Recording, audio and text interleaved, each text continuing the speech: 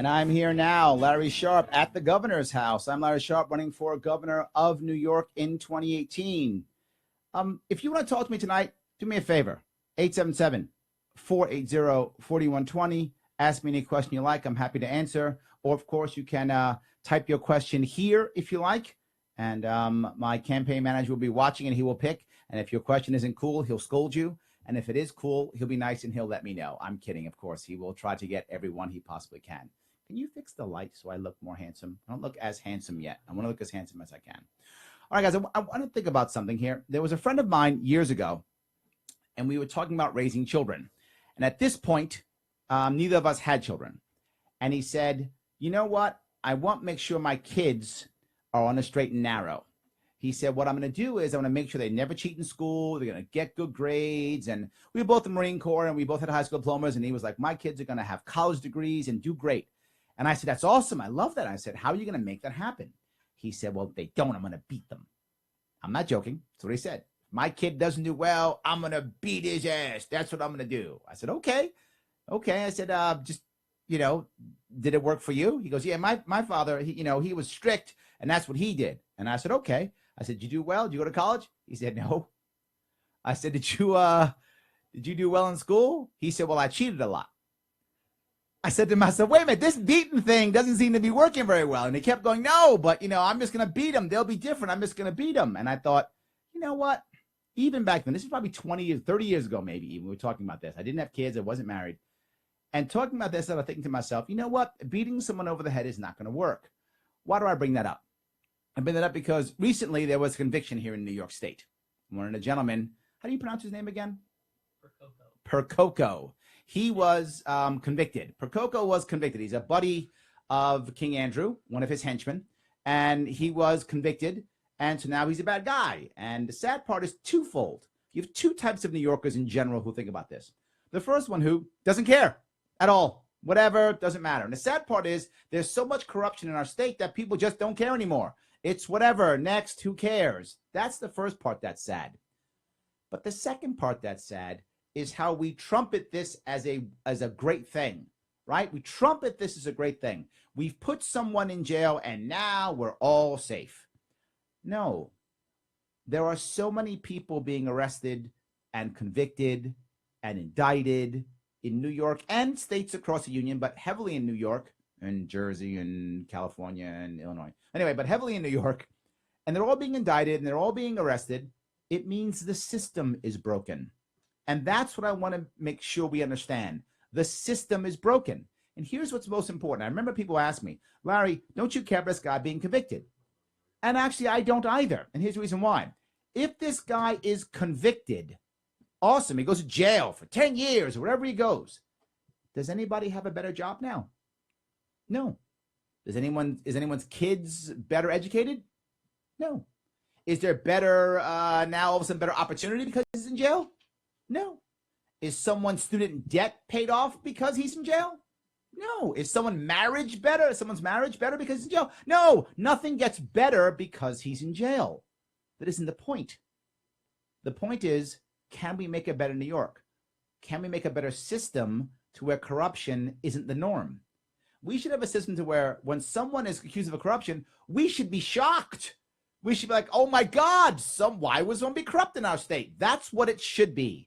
It's not even close to that. So while Percoco was convicted, nice, so what? So what? Doesn't mean anything's better. All it means is one guy goes to jail, and now guess what? We get to pay for now his meals and his clothing, and if he gets in trouble, he'll sue us and get $1 million for getting beat up by the guards. That's what it means. So now we pay for him. I guess that's justice. Yeah, it's not. All right, I take my first phone call tonight. It's Tommy. Tommy, how are you, sir? Hey, Larry. Good to talk to you again. I talked to you last week. I got a question, Larry, because I'm running for county council here in Washington County, Indiana. Yep, I remember from last week. Right now, it is shaping up to look like the only other person that's going to be running against me is going to be a Republican. Yep.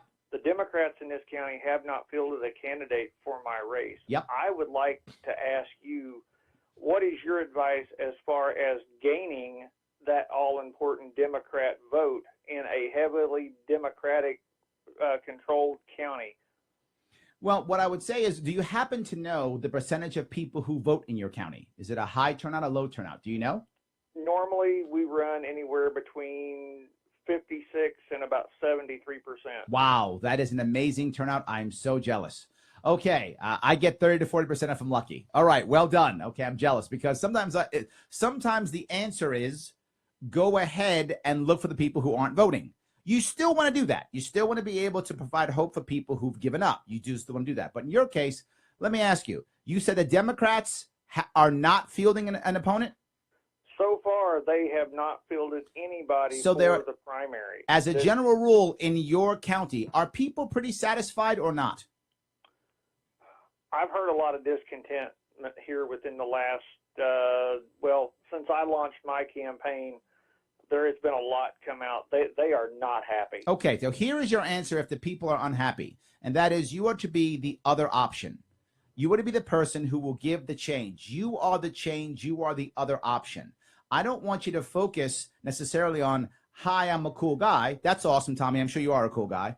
But I want you to focus more on, do we want the same? It's the old Ronald Reagan, are you better than you were 4 years ago, right? It's that concept. That should be what you're talking about. Are you better off than you were 4 years ago? Is the status quo okay? You are the anti-status quo person. Cuomo. The anti-status quo person. That's what you are. If you are the anti-status quo person, you have a chance of getting anyone who's simply not happy. Not just that. As a general rule in our society, if you're a hardcore Democrat, you will vote for anybody other than a Republican. If you're a hardcore Republican, you will vote for anybody who's not a Democrat. If that's true, I would be that guy. I'm not the Republican, right? I'm not him. That's what I would be focusing on.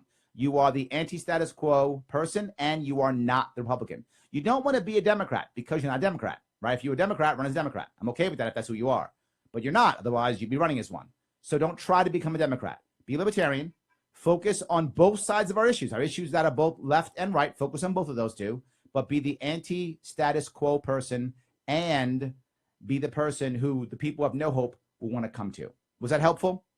Yeah, Larry, that actually kind of gives me an idea, and it gives me something I can run with. So Perfect. I appreciate it, brother, and good luck to you, man. I'm pulling for you, buddy. Thank you. I'm pulling for you, Tommy. Thanks a lot. All right, thanks, buddy. Bye-bye. Great. All right. I have Jim online too. Jim, how are you? Hi, Mr. Sharpe. How are you? Big fan. Great. Thank you. My question is this. With the structure of the Libertarian Party, do you think you will be able to avoid the big mistake that the American Reform Party made when they did not stand behind Jesse Ventura when he won and he was their highest elected office? Are you telling me you think the Libertarian Party is going to stab me in the back when I win? I don't know. I don't think they will, but I don't think they will. And here's the issue. There are several things. They might. Don't get me wrong. Some are already stabbing me. So the stabbing has already begun. That has already happened, right? That's already happening, and it will continue to happen. But I knew that before I got into this. I knew there'd be a bunch of backstabbers, and it's going to happen, or it could still hit me when I win. You're right. That's going to happen. But I won't fail the way Jesse did. I've been very clear on this. If you've seen what I've been doing for the past 2 years, I've been traveling the entire nation for the past 2 years. I've been doing 6, 8, 9 different LP conventions every year because I'm trying to pass the torch already. I'm trying to let other people know that this is an example you can use for you to become successful. So with doing that, I'm spreading the love to the best of my ability. About half of my team is not even New York. It's outside of New York, and that's on purpose. All 7 of my current directors are going to be able to be campaign managers next year and the year after. And that's what I want. I'm building the infrastructure out underneath me. And I've been doing it for over a year. I'm showing people how to actually run. If you go to the Libertarian Leadership Academy, you will find lots of videos, a bunch of them done by me, who've shown you how to build out your campaign. So I do realize that. I don't want to be a flash in the pan Jesse Ventura. It's a valid point. And I've gone out of my way to not be that. I want to be the person who says, be as close to me as you can, but as your own person, grow and be strong and go off and be great. So I want to have people underneath me as I move up, and then around me as I become powerful, and then hopefully past me. As I spoke once last year at the New Jersey Libertarian Party convention last year, A guy asked me, he said, Larry, what movie archetype are you? And I said, I'm Obi-Wan Kenobi. I'm the guy who trains everyone to be great, and then I get killed fighting Darth Vader, and then the rebels win. So that's my point. I don't want to be the flash in the pan Jesse Ventura. I've said this has to be about more than me, and I've tried to walk the walk and talk the talk to the best of my ability. And I hope I'm showing you. And Tommy, when Tommy calls in, I give him advice. Anyone who calls, I try to give them good advice to win. Tommy's in Indiana. It's not going to help me personally right now, but that helps the party. Of course it does. Did that answer your question, Jim? Yeah, kind of. I mean, I don't really consider Ventura as big of a failure, but I think it's part of it was both their faults. Oh, no. He wasn't a failure. He was a flash in the pan, and I don't want to be that. Right. I mean, to me, again, was he helping the Reform Party? Not that much, but I don't think they helped him either. Because, again, I believe they should have built on that. Yep. And the problem was Perot didn't like him. Yeah, I would agree. And the other issue is, I mean, he didn't work hard to do it either. He was much more about himself. And I think... Well, I agree to an extent, yeah. He was much about himself I just believe also. that they could have done more. Agreed. But I think I'm trying to be better. Let's hope that 3 years from now you're not giving me an I told you so. Oh, I don't want to. All right, good. Again, all right. I personally, I'd like you to run for president, but hey. I want to be governor. I can't run for president. I'll be governor. Sorry about that. Somebody else will have to fill those shoes. Well, I understand. I mean, but I also look at it like this. Let's conquer this mountain first. There we go. Then let's go from there. One hill at a time. Thanks, Jim. I appreciate it. Thank you. All right. Phone lines are open. If you want to give me a buzz, go ahead. 877-480-4120. Lots of questions coming in on the Go Live. I'll take a bunch of those when I get back after this break.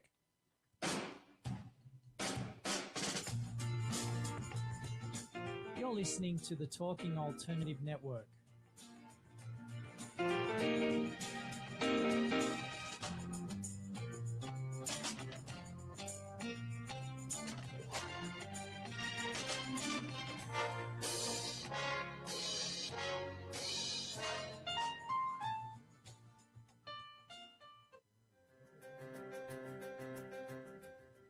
Are you stuck in a rut? Negative thoughts, feelings, and conversations got you down? Hi, I'm Noreen Sumter, the Potentiator. Tune in every Tuesday, 9 to 10 Eastern Time, and listen for new ideas on my show, Beyond Potential. Live life your way on talkradio.nyc.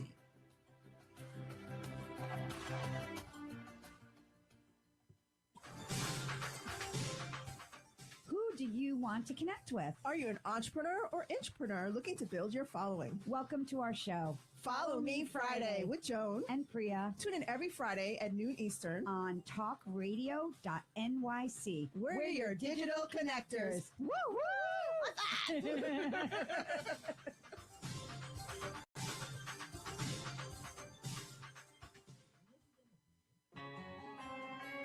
Talking Alternative Radio, 24 hours a day.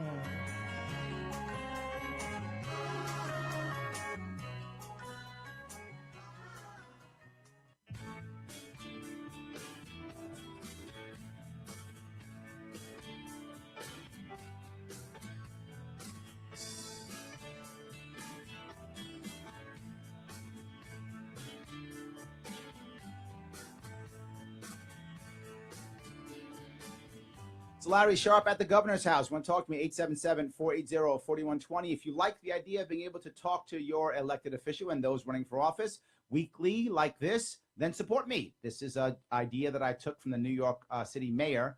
I believe Giuliani and Bloomberg both did it once a week. I'm trying to do it also once a week. They did it Thursday, I think, in the morning. I'm doing it Wednesday evening because I work for a living. So I have to actually do that. But I'm happy to have you doing this. If you like that, please go to LarrySharpe.com. That's Sharpe with an E. E means electable. Not even special, electable. Larry Sharpe with an E.com. And when you do that, donate, help us out. Let's make sure that we're able to make this still work. All right, I have another call. I'm going to take Jeremy, line one. How are you, Jeremy? I'm doing great. How are you doing? I am surviving every day, trying to make the world a better place. Doesn't always work, but I keep trying. First, I want to say I love what you're doing. Thank you. Oh, yes, sir. And I've actually did a AMA with you for Ask a Libertarian. Oh, but yes. I wanted to ask you, what do you think of the Libertarian that kind of changed up the whole outcome of the Pennsylvania election? do you think that's something that's going to take place more often? I love him. Miller, is that right? Yeah. Yes.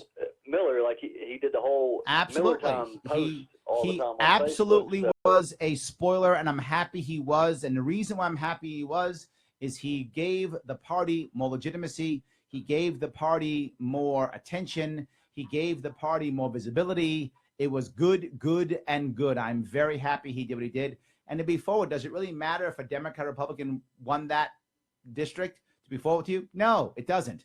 Two reasons why. The district is going to be rewritten because of gerrymandering in like 6 months or whenever the hell it is anyway. So it's going to be rewritten anyway. So that's number one. But number two, they're all the same anyway. Was anything going to change whether a Democrat or Republican won that seat? Nothing was going to change at all. It was going to be the same garbage you've seen for the past 40 years.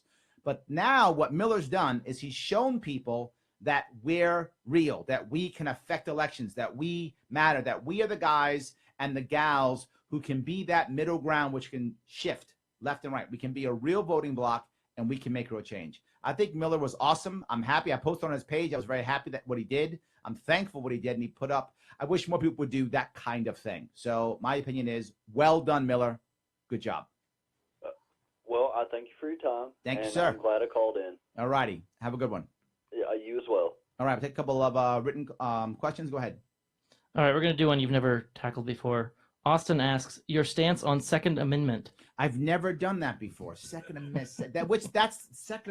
That's something to do with guns or something, right? Or something like that. It comes after the first one. I'm not really sure. I'm kidding. Yes, the Second Amendment. The reason why I bring up the Second Amendment often is because I want to show people that just because there is tragedy doesn't mean that we shouldn't talk about our rights. Most Republicans make this mistake. And most Republicans that support the Second Amendment, right? Most do. When there's a tragedy, like down in Florida or here in Sandy Hook or any place nearby, whatever the case may be, the first thing Republicans often do is say, oh, now's not the time. I will never say not the time. The time is always the time. All of our rights, all the time. One more time. All of our rights, all the time. There is never a time we don't talk about our rights, ever. No exception. We can always talk about them. Now, what's my view on the Second Amendment? The Second Amendment is second for a reason. It is the reason it's after the first. The First Amendment is the number one, the most important one. These are our top rights, hence number one. The Second Amendment is there to protect us, to protect the First Amendment. That's the reason why it's there. Now, the reality of it is I don't own a firearm. I never have, except when I was in the Marine Corps. I didn't own it then, but I had one, right? I don't own a firearm. I've chosen to protect myself with my word and my wits. That's what I've chosen, and that's my choice. Second Amendment is about choice. If you remove the Second Amendment, you remove the choice to defend yourself. Whether you're defending yourself from an individual, from the government, from bad guys, from marauders, from whomever, it doesn't really matter. So the Second Amendment to me is still a valid amendment, even though many people think it's anachronism. It is not. It is still valuable. It still matters.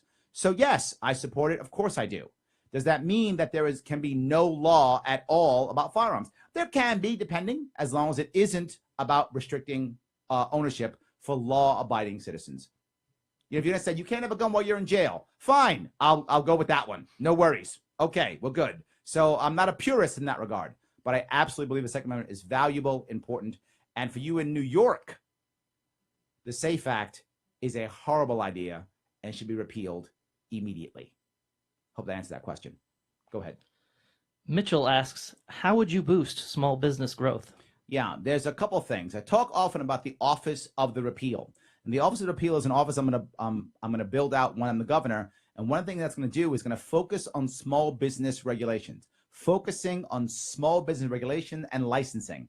Things like, you hear me say it often, you know, there's a license to walk a dog. There's a license to have a vape store. I don't know why you need to have licensing for these things. And you might think, well, a vape store, a license so you can have safety. No, there's no safety required. It's simply just a fee that people pay because I want to control you. Those things have to go away. Now, I can't make most of those go away, but can I selectively decide which ones are more priority for enforcement? Yes, I can. That is my priority. Can I start to tell the other, the prosecutors, what are you doing? The police, what are you doing? Why don't you stop doing that? Yes. In addition, if these things are considered crimes, I can pardon them. I can say, stop, leave these people alone. I can be the bully pulpit. I can be the marketer in chief for the small business to say, hey, why are you bothering them? That's step one, but there's two more parts. The second phase, I can begin to create rules and regulations within New York State that say, if you're a business and you agree that you will only sell your product or service within New York State, you will therefore be immune from all federal regulatory bodies, right? You're only going to sell in New York State. Now, you might say, but Larry, is this going to be some kind of program?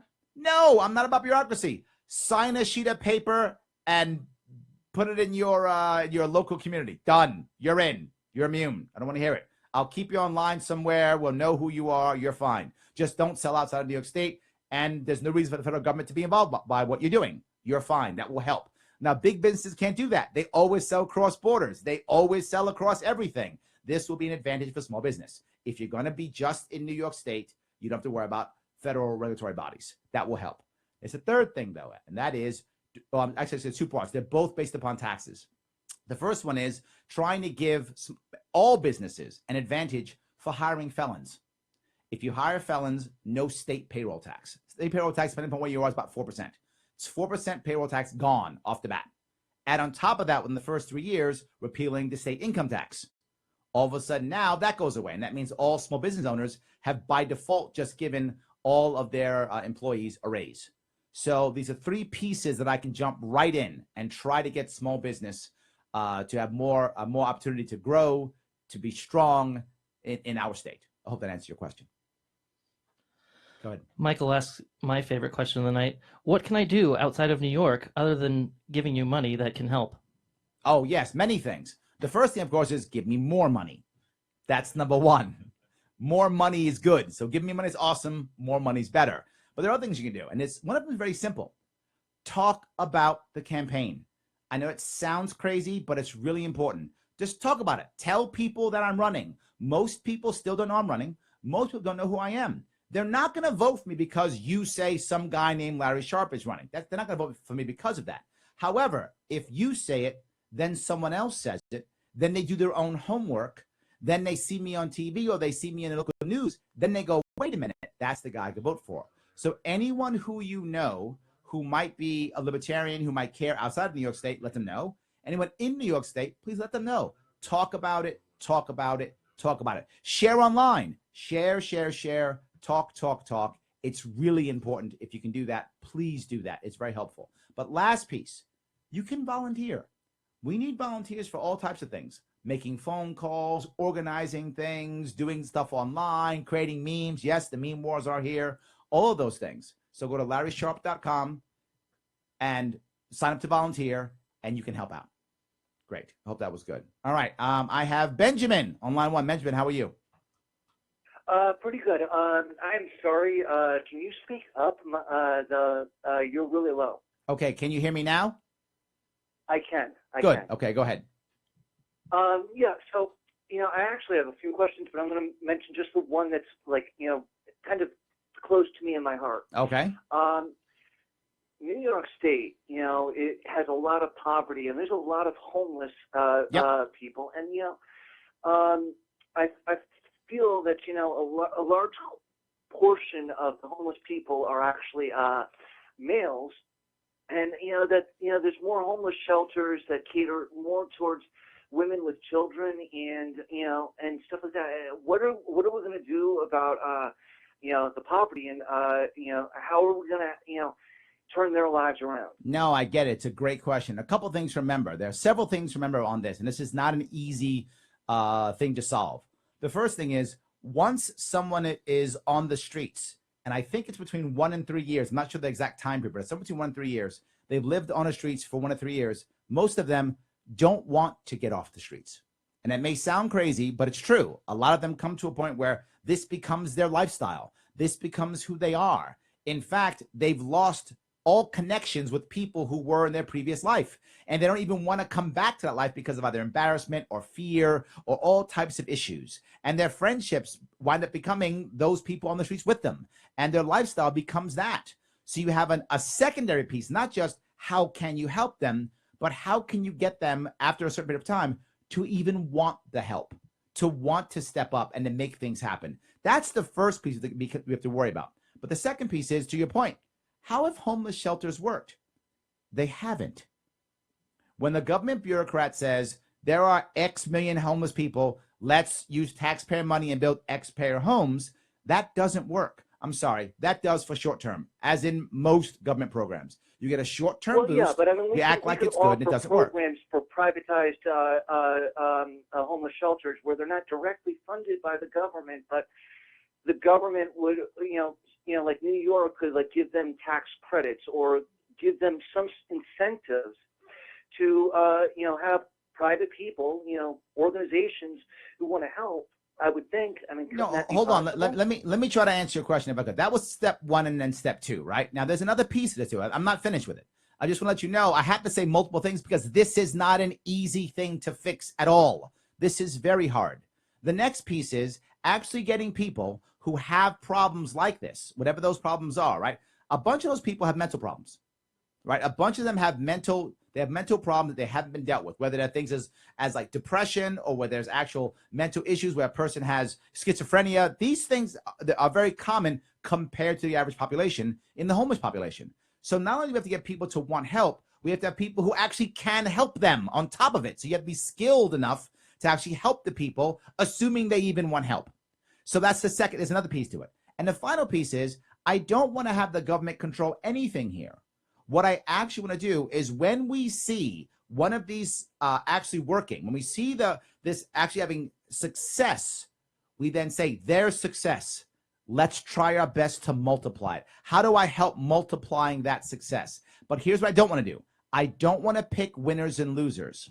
I want to pick people, anyone who selects the model that works, and then give them the same incentives to hire people, to bring more people in. Because here's what I know for sure, no matter what, when someone has a problem, whatever that problem is, mental, physical, financial, whatever it might be, anything, the first thing they need is someone who cares. Number one, if they get someone who cares, they then can find whatever they require. If we have a system, what they will get is, quote, services. Services means there is a check mark and they receive something and there's no success. I want to find what's working, and then whoever copies that model, they get the benefit. Copy that model. If another model pops up and that's successful, you copy that model, you get the benefit. And the simplest way of making this thing work, the simplest way is, as I mentioned for small business, a break on payroll tax for employees. Because here's the next thing. The most zealous are the converted. And what I want to happen is those homeless people who actually made the conversion, I want them to be the next people who convert the rest, because they will know what the people who are homeless have felt. They will know exactly why they're saying no. They will be able to connect better than anybody else will ever connect. And when they connect, they will increase the odds of success, and they were the people what services they actually need. They're the people who actually have depression, those who have schizophrenia, those who just don't know how to handle the next step. They'll be able to make that happen. And that, unfortunately, is not 6 months. That's probably more like 6 years. I wish it was 6 months, but it's probably 6 years. But I hope I answered your question. You did. And I mean, I'm a strong supporter of you. Thank you. And yeah, I mean, less government, the less government has to deal with me. And I just want them to stay out of my life. That would be the greatest. Well, there we go. Let's move towards it. The problem is we have a culture right now, which is the opposite. The culture right now is there's a problem, throw taxpayer money on it. There's a problem, we need to have a law. There's a problem, let the governor fix it. And we have to change that culture. Thank you for the call tonight. I appreciate it. Not a problem. Have a good night. All right, guys, you want to talk to me? Phone line's open, 877-480-4120. It's Larry Sharpe at the governor's house. Talk to you after the break. You're listening to the Talking Alternative Network.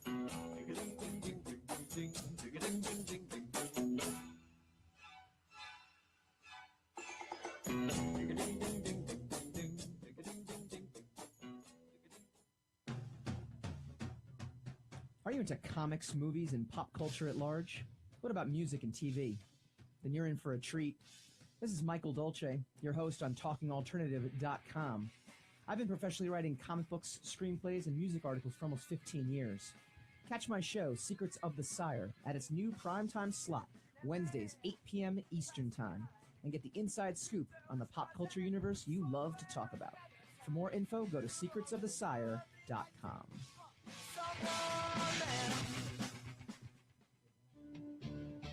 Hello, this is Bruce Chamoff, host of the Web Design and Technology Coach. Join me and my guests every Tuesday from 8 to 9 p.m. as we discuss the latest in web design, social media marketing, search engine optimization, and technology. We also discuss popular topics, including WordPress, making money online, better Google rankings, and more. Every month, we also feature the best unsigned music from around the world, right here on talkradio.nyc.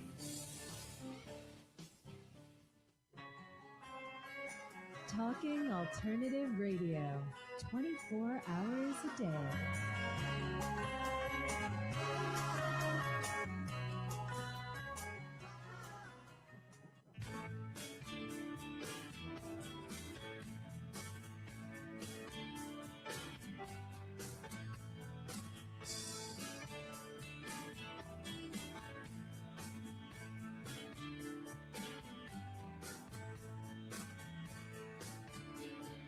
It's Larry Sharpe back at the governor's house, 877-480-4120. If you want to talk to me, I'm taking some more questions. Go ahead. So Tony asks if your thoughts on the post from the LNC today about the walkouts. There was a post on the walkouts. I'm sorry, I wasn't paying attention. What did the post So say? essentially what the post said was that once, those of you who are exercising your First Amendment rights, we congratulate you and applaud you for that. And once you see that the old two parties aren't going to do what you want, come our way. We'll have a home for you. We're not going to do what they want either, though. No, we won't. That's a problem. So yeah, no, I'm not sure. I'm not sure what that's about. I'll give you my opinion on a walkout. If you want to walk out, awesome. Go ahead and walk out. I don't mind. Do what you need to do. It's great. But don't be upset if you get punished for it. The schools have the right to tell you don't walk out. And if you want to say I'm going to walk out, great, get punished. And you might say, but Larry, are you being mean? No, Mom, there's such a strict no bullying policy in New York City. You see where I'm going in a second. That if you stand up against a bully in New York City, they call you a bully. My daughter stood up to a bully in her school. I got called in, and the vice principal was like, we're going to do this and we're going to do that. And I said, are you telling me you're going to suspend my daughter for standing to a bully? Well, yeah. I said, suspend her. Not a problem. Hug and kiss, happy. If my daughter's that brave to get suspended for what she believes is never a bully, I'm in. So if you want to go off and walk out and show the world that you're against gun violence, you want to walk out. But don't be mad if you get suspended. And parents, if you care, get suspended. World's not going to end. Stand up for your rights if you want to. I'm okay with that. To be forward, though, it's going to do nothing. It is actually a waste of time. If it makes you feel good, please do it. You have every right to go do it. Please do it. Awesome. Not going to change a thing. Doesn't really matter. The thing that I don't get is, since I don't get, what I don't like, that's meant, I do get it, I don't like it, is the idea that I'm going to walk out until the government passes rules on firearms, whatever that might be. But no one's saying, I'm going to walk out until we treat loners better. No one says that. No one says, I'm going to walk out until we treat loners better.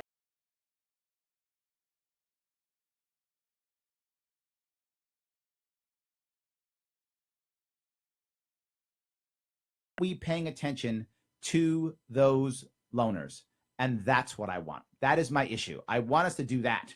So walk out, awesome. They get in trouble, they get in trouble. I'm okay with that too. If my daughter walked out because she felt that, I'd be thinking we're weird. My daughter doesn't use that kind of stuff. But if she did and she got suspended, I'd be like, good, get suspended. You learned something, I hope. Move on. So did I answer the question? I think so. And if getting suspended is all that happens when you're exercising your First Amendment rights, you're doing okay. Yeah, exactly. I mean, yes. I've seen video and pictures of much worse things than getting suspended. Absolutely. Go for it. Get suspended. Ryan asks, how do you feel about the New Yorkers who advertise the idea of upstate New York separating from New York City and Long Island? Yeah, I'm disappointed. I feel bad about that because we are one state, and I'd like us to stay one state, so I feel bad about that. I mean, this is not an uncommon problem, right?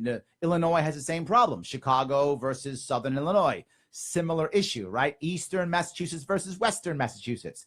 It's a similar problem in many states. We often think that we're North versus South or East and Coast versus the center. We're not. We're urban versus rural, and that's across every state. It doesn't really matter. This happens in California, the coast versus the inland. It happens all over the place. The issue here is, and this is why the Libertarian Party is the answer. We are the vanguard. We are the tip of the spear. We are the new way of looking at government.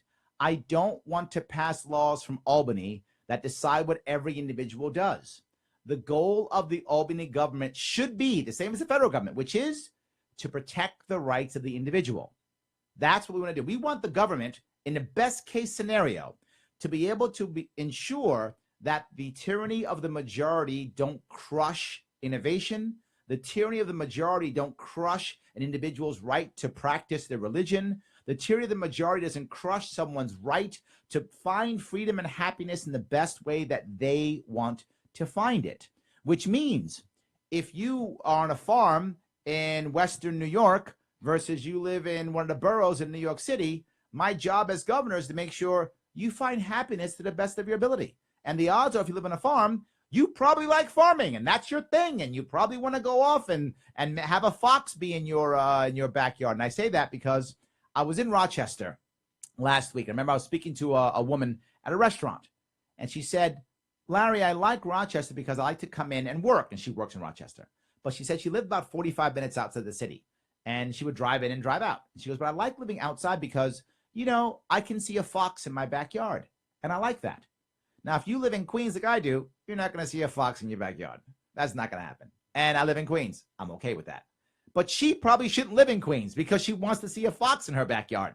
And neither of those is right or wrong. They're just different. And why should I be deciding whether or not you can have a fox in your backyard? But guess what? In New York City, we do decide that. We outlaw ferrets and things of that sort in New York City. We outlaw all types of things in New York City. That's the city. Should I outlaw those things in Binghamton? Should I outlaw those things, you know, in someplace else? Of course not. I shouldn't.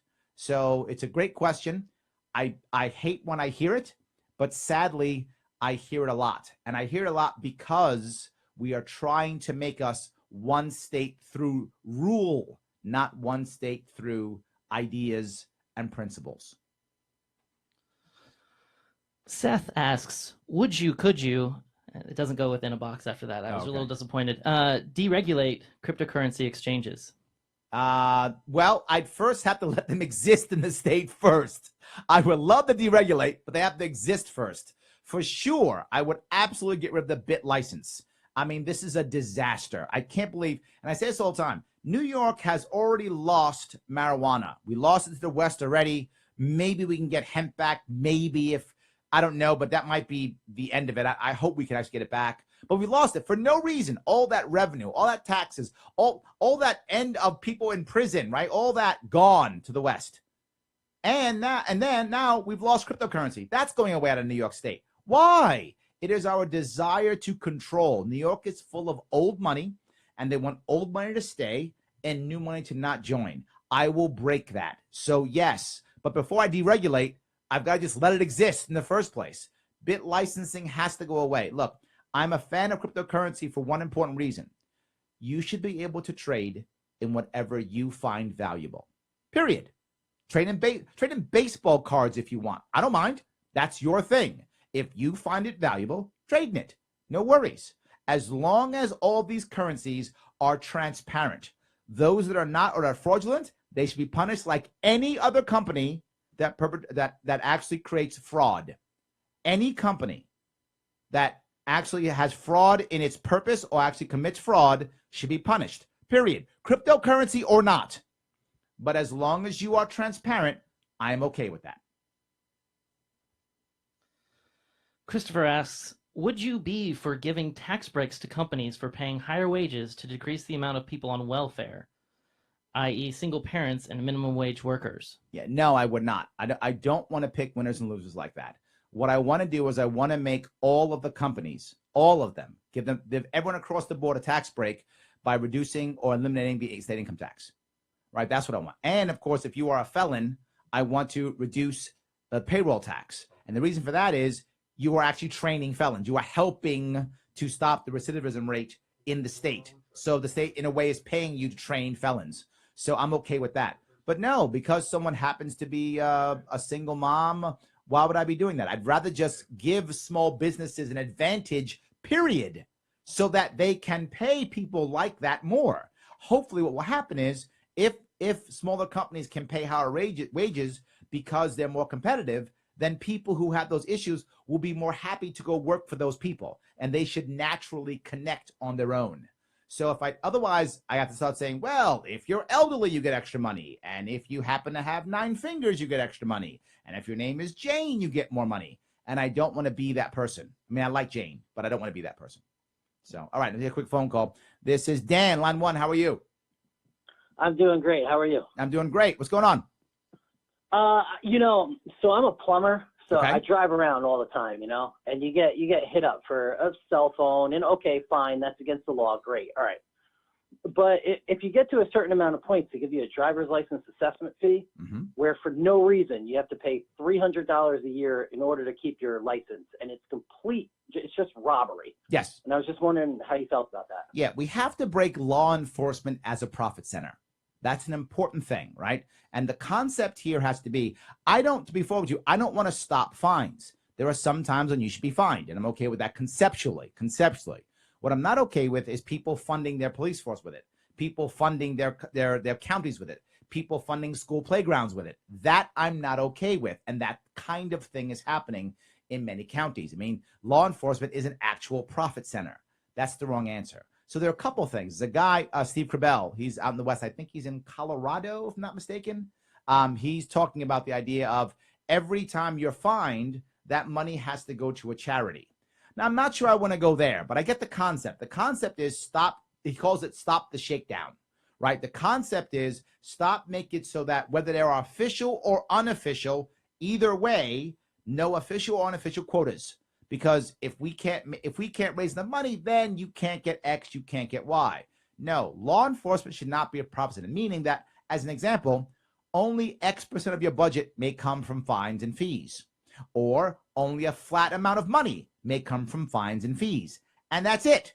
And then once that money is levied and that's the end, no more money can go to that local state. In fact, that money has to go someplace else, to a charity, a nonprofit, something else. It has to go to that something else, which means there is no more financial incentive for either counties, local, or state, or any other type of law enforcement to create more fines and fees. They will only give you fines and fees if there is actually a safety issue.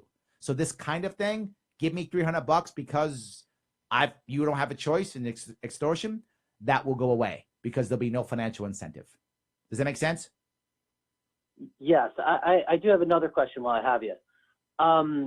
Tolls, with them shutting down the L train, they're taking a great opportunity to make Brooklyn and Queens, New Jersey, and they're going to be tolling the Queensboro Bridge and the Brooklyn Bridge. Yes, and the Williamsburg Bridge. Yes, as you probably heard me talk about before, I'm a big fan of naming rights on bridges. Right? The concept is you name right the bridges so that people now have control of those bridges. Right? So that's the Verizon Bridge, the Sprint Bridge, the Sprite Bridge, the so-and-so bridge. And then tolls go away, and those companies are responsible for maintenance, which means tolls go away. But there's a second piece of this. If people don't like that, some people can't stand this idea. I'm open to a secondary idea, and that is you lease the bridge out to a marketing company, similar to those people who control all of the signs along the roads and such. Marketing company. The company pays the fee, whatever it is. The bridge keeps its name. It's still the Brooklyn Bridge or the so-and-so bridge, but they can put whatever name they want on it. They loan it to us, and then they can put all kind of signage on it, whatever the case may be, and they rent those signs out, and they make a profit on it. So the point is there are other ways to raise money that does not punish the people who drive, which is the middle class, and people like you who are workers, right? That is without punishing you guys, and still allow, us to raise the money to make sure that there aren't potholes and to make sure we don't have to have tolls. It can be done, absolutely. Thank you. All righty. Thanks, I appreciate it. All right, guys, you want to talk to me? 877-480-4120. Larry Sharpe with an E for electability. LarrySharpe.com to help us out. Donate. You want this to keep going? That's okay. It takes money. Help me out. Talk to you after the break. You're listening to the Talking Alternative Network.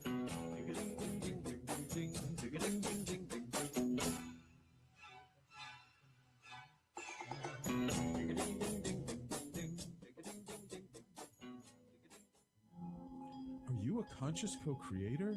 Are you on a quest to raise your vibration and your consciousness? I'm Sam Leibowitz, your conscious consultant, And on my show, The Conscious Consultant Hour, Awakening Humanity, we will touch upon all these topics and more.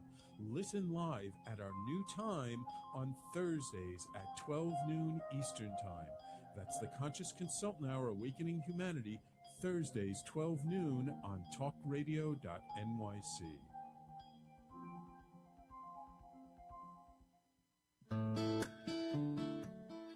Are you feeling unhappy with your body, shape, or size? Ever feel out of control with food? I'm Elizabeth from Nourish the Soul, and on this show, you will uncover the root to these imbalances and discover a permanent solution to having a healthy relationship to food and your body.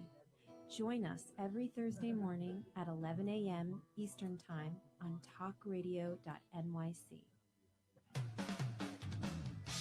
TalkingAlternative.com.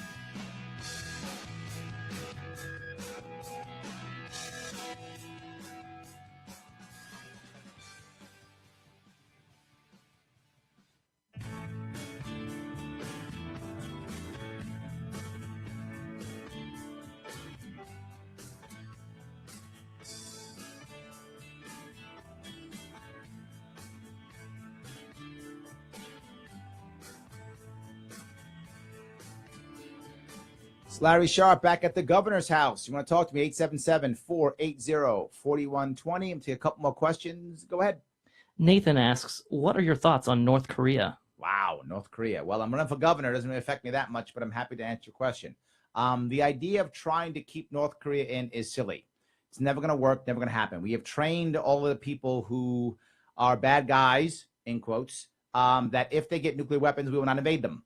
So we've trained him to get nuclear weapons. The answer is withdrawal from South Korea. That is the answer. Walk away. But Larry, if we walk away, then they'll go to war. Maybe, maybe not. And guess what? It's Korea, not us. What I know is once we leave the peninsula, then China won't be so afraid of reunification because they won't have America on their border. China's happy with North Korea as a border state. So why would they ever change it? They would never change it. They have a buffer zone from American forces on their border. It makes absolutely no sense for them to ever want reunification. That's why we don't have reunification. We can talk all we want, not going to happen. What you don't realize is the current president of South Korea is North Korean. His family, his mother and father were defectors. That's why he's so chummy with North Koreans, because he's North Korean himself. So that's why he's done that. This is the perfect time for them to reunite. Now, I might say, but Larry, what about those nuclear weapons? What about Kim Jong-un? Here's the problem. Why in the world would Kim Jong-un ever decide to step down? Where's he going to go? What's he going to do? He's going to be murdered. I have an idea. How about say, we're going to remove ourselves out of South Korea. Hey, Kim, how about we renegotiate with China and let you buy some territory or some an island off the coast of Shanghai or something like that. Take the tens of billions of dollars you stole for your people. Just go. Get out. Grab people you love and go. Larry, that's crazy. Idi Amin did it. Idi Amin from Uganda did it.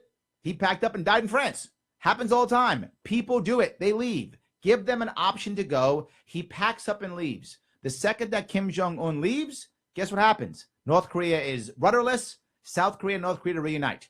But what about the nuclear weapons? The South Koreans will have them. Why do we care? They're our ally. Awesome. South Koreans have nuclear weapons. Life is good. They reunite. We walk away. Yay. That's the answer for North Korea. It's not keep shaking your fist at North Korea. That is worthless. What's Kim Jong-un going to do? Nothing. He's just going to want to fight back. We are making sure. And here's the worst part. If I'm Kim and if I'm him, the first thing I'm going to do if I'm afraid, is I'm going to drop a nuke on a Japanese island, a small island with like a bunch of animals on it and very few people. I'm going to drop a nuke on that island. And once I do that, Japan is going to say, America, stop, do nothing, walk away. Because what Kim will do after that is say, that's to show you that I have nukes, mess around, I'll drop one on Tokyo, Osaka, and I'll kill 30, 40 million people. Why wouldn't he do that? Why wouldn't he? Of course he would. So I have an idea. Walk away.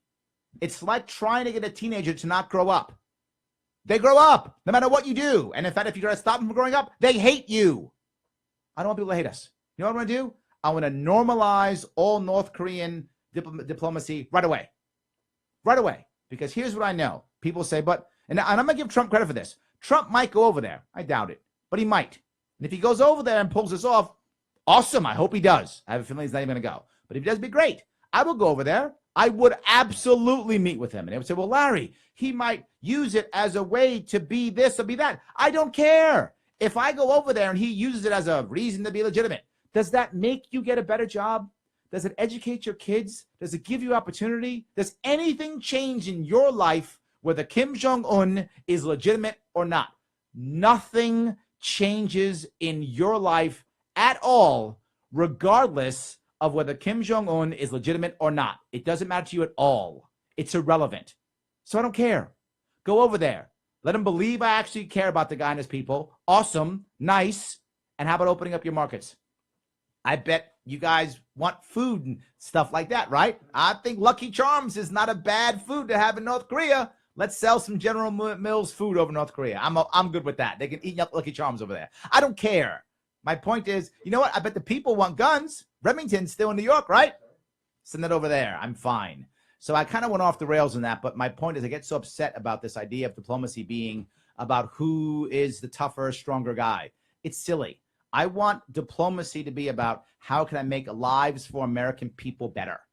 How can I allow Americans to prosper in this world? That's what diplomacy should be about. Not about whether I shake my fist or who's tougher or what king decides what king is what. Who cares? It doesn't change your life at all. Your student debt isn't paid because Kim Jong-un is president of Korea or not. Who cares? So I hope that answers your question. All right, quick call. This is Gus. How are you, Gus? Hello, future Governor Sharpe. I'd like to start off by saying thank you for sharing my video a week or so ago. Yes, of course. And, I said, of course, yes. Oh, well, thanks. I was wondering, as a libertarian, are you pro-life or pro-choice? It's a good question.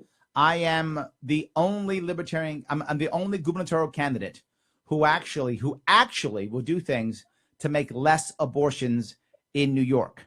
I am an anti-abortion, pro-choice libertarian. What does that mean? That means I don't just want to give lip service and try to repeal an act that's never going to get repealed. I instead want to go out of my way to do whatever I can to have less abortions happen in New York State.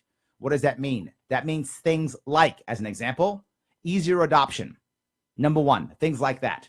Easier access to services, things like that. Easier access to contraception, things like not requiring a prescription, but instead allowing a pharmacist to give a prescription for birth control. Things like that. I actually want less abortions. I will guarantee you, as governor of New York, there will be less abortions in New York State, and no government official or government in any way, shape, or form will ever put their hands on a woman's uterus.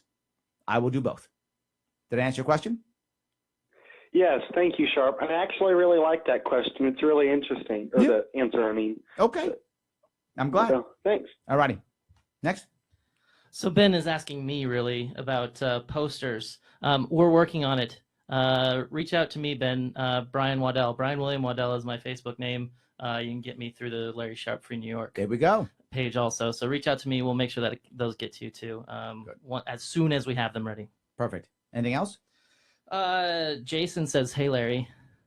Hey Jason, how are you? Yes, I actually met Jason when I was in New Orleans. I appreciate that. I saw you and your lovely wife. Yes, Jason, I do remember. So how you doing, Jason? All right. There was a question earlier too about I can't remember who it was, but they asked about if we were getting shut out at all on our social media. I don't think we're getting shut out at all. No, I think we're not. We had a little technical issue, and we're not sure what it was, but I believe it's fixed now. Okay, there we go. No, I don't think we're being shut out at all. All right. Let me see. Is there any other questions that we had? I'm sorry. Someone just posted about the SAFE Act. I'm surprised how often I get that question. I answer that question like twice a week at least, if not more. This will be the second time I've answered it on this show. That's how often I get that question. Yes, the SAFE Act should be repealed. Absolutely should be repealed. I hope that was clear. I can't personally repeal it. However, I can pardon those who are victims of the SAFE Act. And I say that purposefully, victims of the SAFE Act. The SAFE Act made people who were law-abiding citizens who purchased their weapons completely legally. It made them criminals overnight. those are victims. So I'm absolutely against the SAFE Act. All right, guys. If you want to help out, please, LarrySharpe.com. Go there, donate. If you want to make sure that I keep doing this, that this becomes the norm for those who are elected, that you're able to reach out and touch them and ask them questions on a normal basis, so you can stay in touch with the people that are supposed to represent you, then you have to support what I'm doing here. How do you do that? LarrySharpe.com. Go ahead and donate. I hope to see you guys next week right here, 9 p.m. at the Governor's House. You're listening to the Talking Alternative Network.